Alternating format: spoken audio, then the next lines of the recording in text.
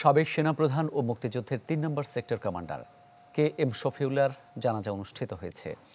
দুপুরে নারায়ণগঞ্জের রূপগঞ্জে আব্দুল হামিদ উচ্চ বিদ্যালয় মাঠে হয় তার প্রথম জানাজা।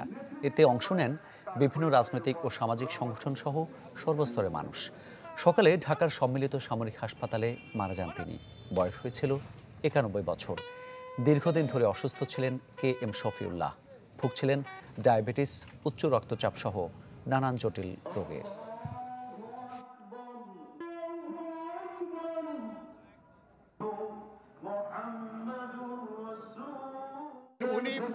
He was one of the first one to lead বাংলাদেশের স্বাধীনতা।